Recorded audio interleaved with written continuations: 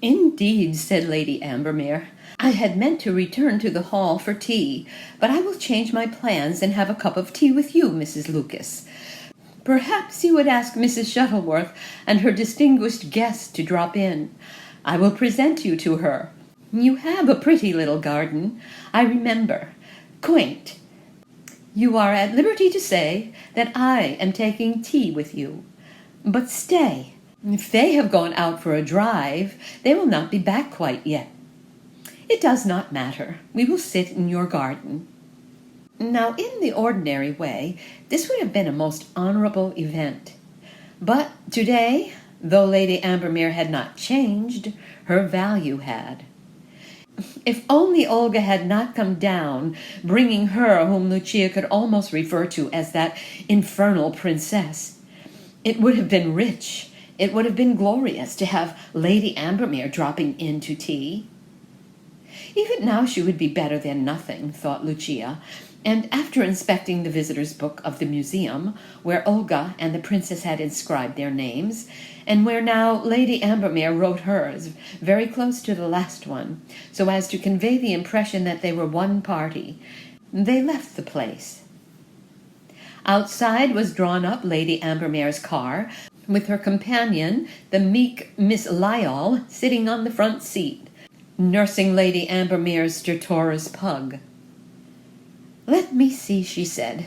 "How had we best arrange? A walk would be good for Pug before he has his tea. Pug takes lukewarm milk with a biscuit broken up into it.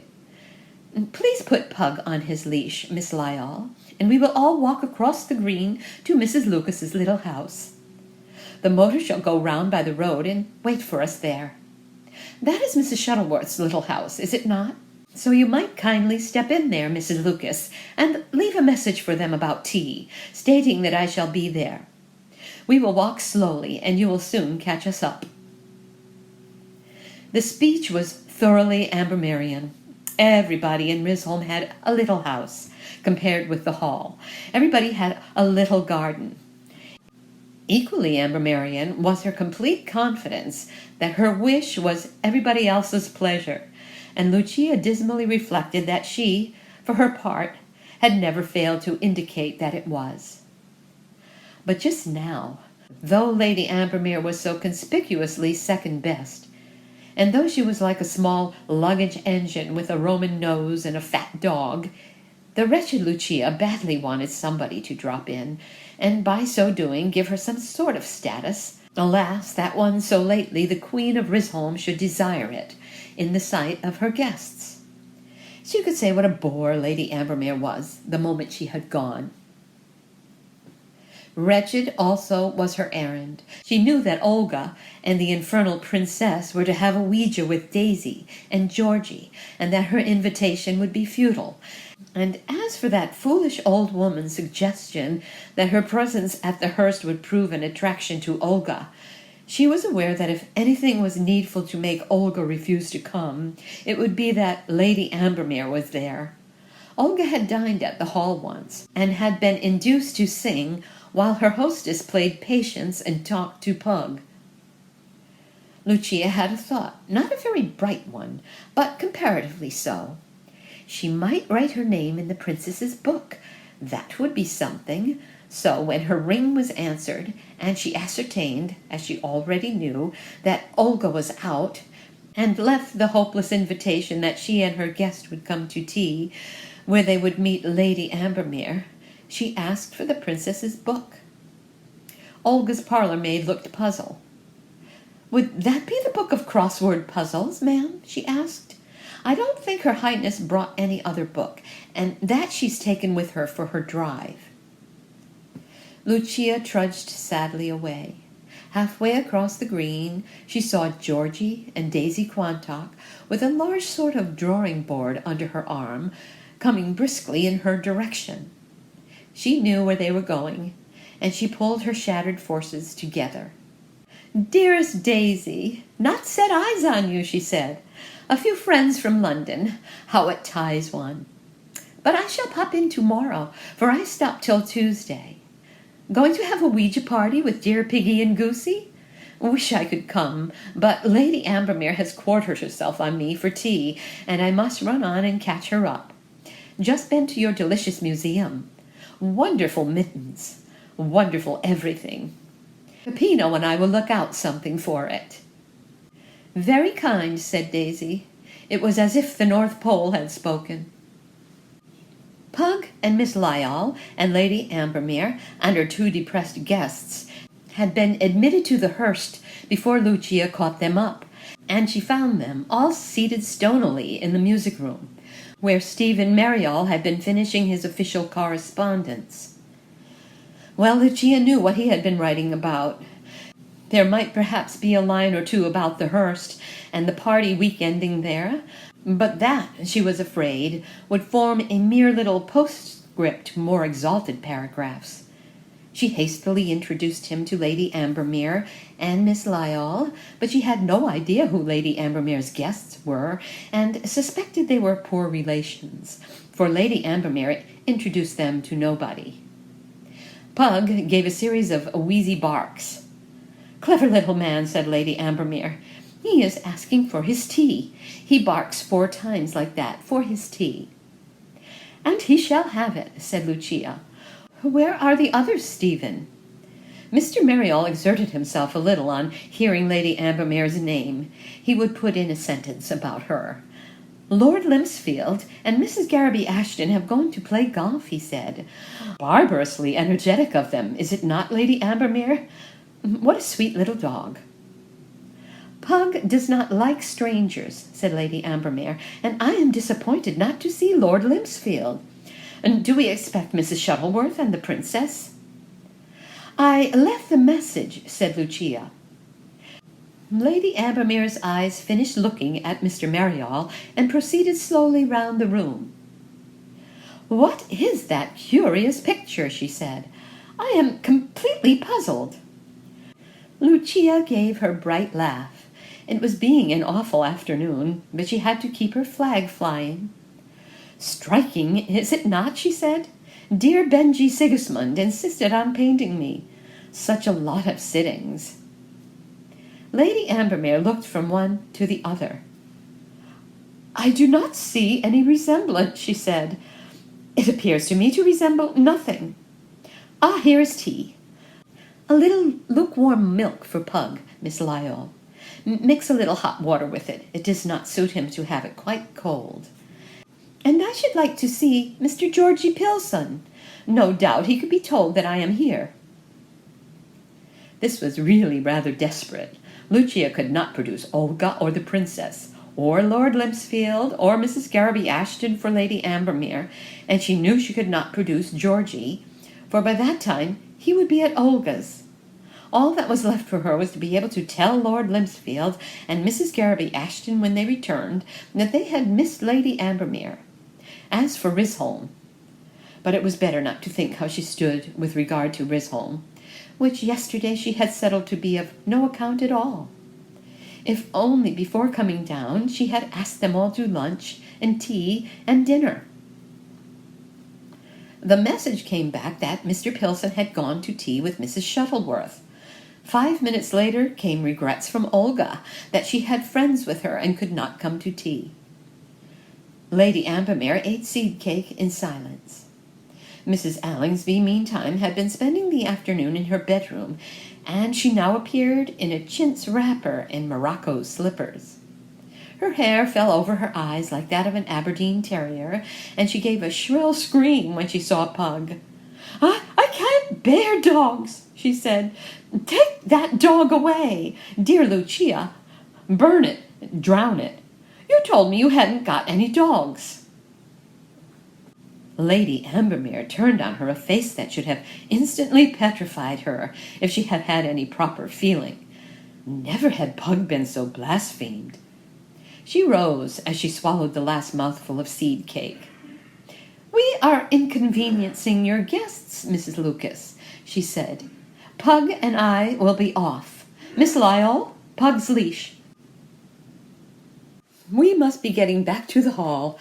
I shall look in at Mrs. Shuttleworth's and sign my name in the princess's book. Goodbye, Mrs. Lucas. Thank you for my tea." She pointedly ignored Mrs. Allingsby and headed the gloomy frieze that defiled through the door. The sole bright spot was that she would find only a book of crossword puzzles to write her name in. Chapter 6. Lucia's guests went off by the early train next morning, and she was left, like Marius among the ruins of Carthage. But unlike that weak-hearted senator, she had no intention of mourning. Her first function was to rebuild, and presently she became aware that the work of rebuilding had to begin from its very foundations. There was as background the fact that her weekend party had not been a triumphant success, for she had been speaking in London of Risholme being such a queer, dear old-fashioned little place where everybody adored her, and where Olga kept incessantly running in to sing acts and acts of the most renowned operas in her music room. She had also represented Princess Isabel as being a dear and intimate friend, and these two cronies of hers had politely but firmly refused all invitations to pop in. Lady Ambermere, it is true, had popped in, but nobody had seemed the least impressed with her, and Lucia had really been glad when, after Sophie's painful remarks about Pug, she had popped out, leaving that astonished post-cubist free to inquire who that crashing old hag was. Of course, all this could be quickly lived down again when she got to London. It certainly did require obliteration. What gave her more pause for thought was the effect that her weekend had produced on Risholme. Lucia knew that all Risholme knew, that Olga and the princess had lunched off cold lamb with Georgie, and had never been near the Hurst. And Risholme, if she knew Risholme at all, would have something to talk about there. Risholme knew also that Lucia and her party had shrieked with laughter at the museum, while the princess had politely signed her name in the visitor's book, after reverently viewing her great-aunt's mittens. But what else had been happening? Whether Olga was here still, what Daisy and her Ouija board had been up to, who had dined, if anyone except Georgie's, at Olga's last night. Lucia was at present ignorant, and all that she had to find out, for she had a presentiment that nobody would pop in and tell her. Above all, what was Risholme saying about her? How were they taking it all? Lucia had determined to devote this day to her old friends, and she rang up Daisy and asked her and Robert to lunch. Daisy regretted that she was engaged, and rang off with such precipitation that, so it was easy to guess, she dropped the receiver on the floor, said drat, and replaced it. Lucia then rang up Mrs. Boucher and asked her and the Colonel to lunch. Mrs. Boucher, with great emphasis, said that she had got friends to lunch. Of course, that might mean that Daisy Quantock was lunching there. Indeed, it seemed a very natural explanation, but somehow it was far from satisfying Lucia. She sat down to think, and the unwelcome result of thought was a faint suspicion that just as she had decided to ignore Risholme, while her smart party from London was with her, Risholme was malignant enough to retaliate. It was very base, it was very childish, but there was that possibility.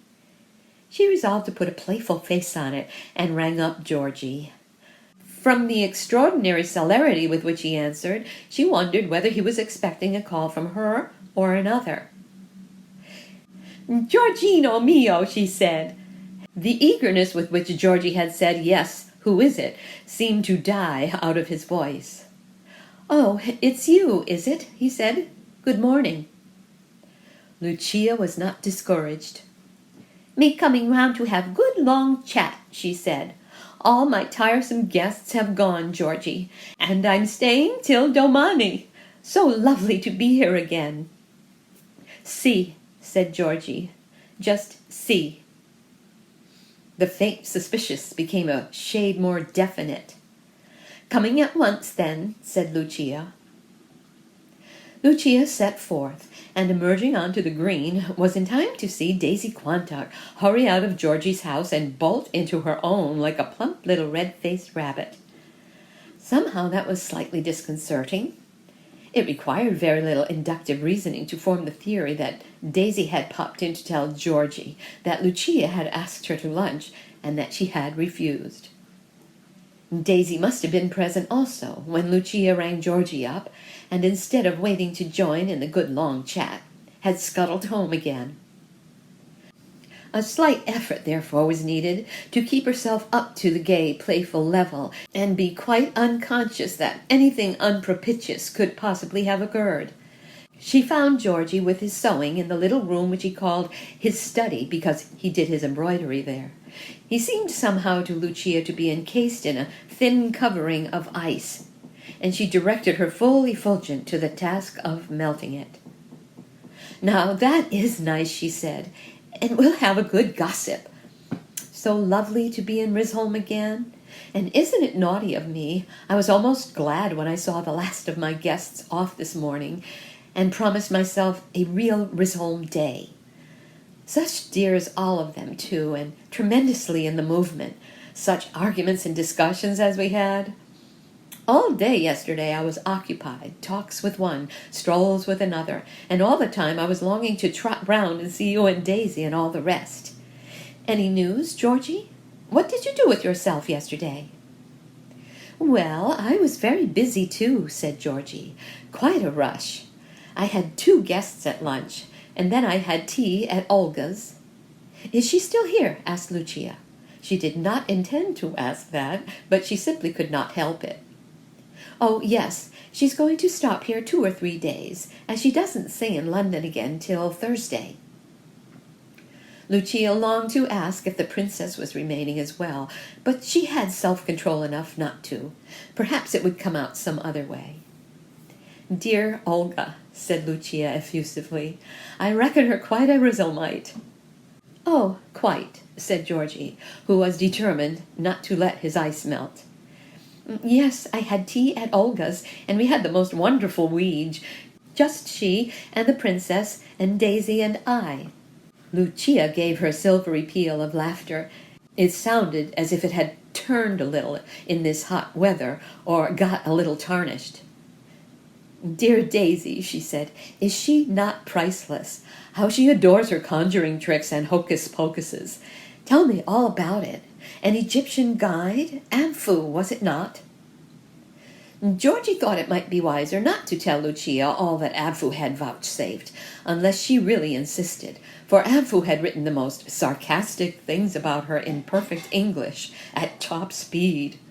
He had called her a snob again, and said she was too grand now for her old friends, and had been really rude about her shingled hair. "Yes, Amphu," he said. "Amphu was in great form, and Olga has telegraphed for a planchette.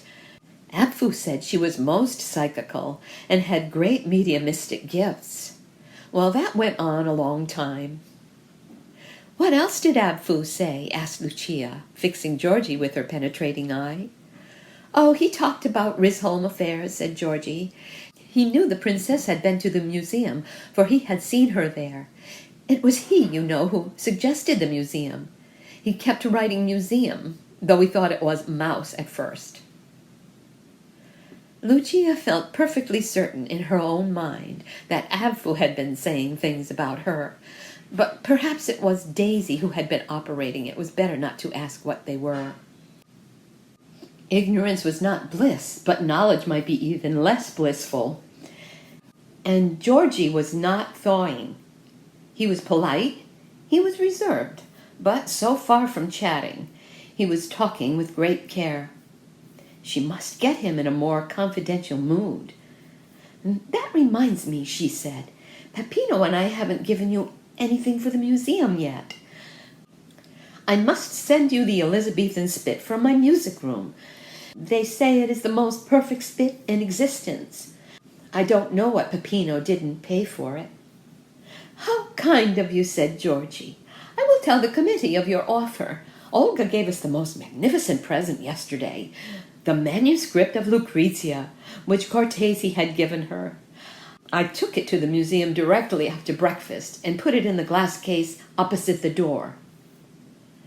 Again, Lucia longed to be as sarcastic as Amphu, and ask whether a committee meeting had been held to settle if this should be accepted. Probably Georgie had some perception of that, for he went on in a great hurry. Well, the weege lasted so long that I had only just time to get home to dress for dinner and go back to Olga's, he said. Who was there? Asked Lucia. Colonel and Mrs. Boucher, that's all, said Georgie. And after dinner Olga sang too divinely. I played her accompaniments. A lot of Schubert songs. Lucia was beginning to feel sick with envy. She pictured to herself the glory of having taken her party across to Olga's after dinner last night, of having played the accompaniments instead of Georgie, who was a miserable accompanist, of having been persuaded afterwards to give them the little morsel of Stravinsky, which she had got by heart. How brilliant it would all have been! What a sumptuous paragraph Hermione would have written about her weekend!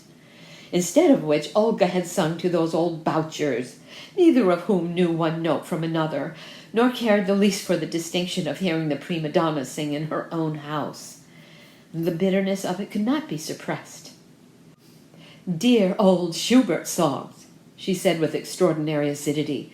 Such sweet old-fashioned things. Weidmung, I suppose.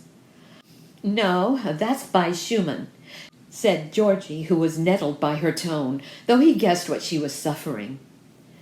Lucia knew he was right, but had to uphold her own unfortunate mistake. Schubert, I think, she said. Not that it matters. And so, as dear old Peppy said, and so to bed? Georgie was certainly enjoying himself. Oh, no, we didn't go to bed till terribly late, he said. But you would have hated to be there, for what we did next. We turned on the gramophone. Lucia gave a little wince. Her views about gramophones, as being a profane parody of music, were well known. Yes, I should have run away then, she said. We turned on the gramophone and danced, said Georgie firmly. This was the worst she had heard yet. Again she pictured what yesterday evening might have been. The idea of having popped in with her party after dinner to hear Olga sing and then dance impromptu with a prima donna and a princess. It was agonizing. It was intolerable. She gave a dreadful little titter. Very droll, she said. I can hardly imagine it. Mrs. Boucher in her bath chair must have been an unwieldy partner, Georgie. Are you not very stiff this morning? No, Mrs. Boucher didn't dance, said Georgie with fearful literalness. She looked on and wound up the gramophone. Just we four danced. Olga and the princess and Colonel Boucher and I. Lucia made a great effort with herself. She knew quite well that Georgie knew how she would have given anything to have brought her party across, and it only made matters worse, if they could be made worse, to be sarcastic about it and pretend to find it all ridiculous. Olga certainly had left her and her friends alone, just as she herself had left Risholm alone, in this matter of her weekend party. Yet it was unwise to be withering about Colonel Boucher's dancing. She had made it clear that she was busy with her party, and but for this unfortunate accident of Olga's coming down, nothing else could have happened in Risholm that day except by her dispensing. It was unfortunate, but it must be lived down, and if dear old Risholm was offended with her, Risholm must be propitiated. Great fun it must have been, she said. How delicious a little impromptu thing like that is. And singing, too. Well, you had a nice evening, Georgie. And now let us make some delicious little plan for today. Pop in presently and have echo music and a bit of lunch. I'm afraid I've just promised to lunch with Daisy, said he. This again was rather ominous, for there could be no doubt that Daisy, having said she was engaged, had popped in here to effect an engagement. How gay, said Lucia. Come and dine this evening, then. Really, Georgie, you are busier than any of us in London.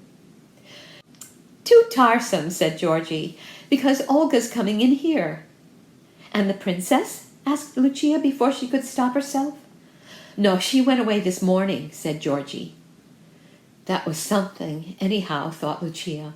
One distinguished person had gone away from Risholme. She waited, in slowly diminishing confidence, for Georgie to ask her to dine with him instead. Perhaps he would ask Peppino too, but if not, Peppino would be quite happy with his telescope and his crosswords all by himself. But it was odd and distasteful to wait to be asked to dinner by anybody in Risholme instead of everyone wanting to be asked by her. She went by the 10:30, said Georgie, after an awful pause. Lucia had already learned certain lessons in London. If you get a snub, and this seemed very like a snub, the only possible course was to be unaware of it. So, though the thought of being snubbed by Georgie nearly made her swoon, she was unaware of it. Such a good train, she said, magnificently disregarding the well-known fact that it stopped at every station and crawled in between. Excellent, said Georgie with conviction. He had not the slightest intention of asking Lucia to dine, for he wanted the tete-a-tete with Olga. There would be such a lot to talk over, and besides it would be tiresome to have Lucia there, for she would be sure to gabble away about her wonderful life in London, and her music room, and her Chippendale chairs, and generally to lay down the law. She must be punished, too, for her loathsome conduct in disregarding her old friends when she had her party from London, and be made to learn that her old friends were being much smarter than she was. Lucia kept her end up nobly. Well, Georgie, I must trot away, she said. Such a lot of people to see.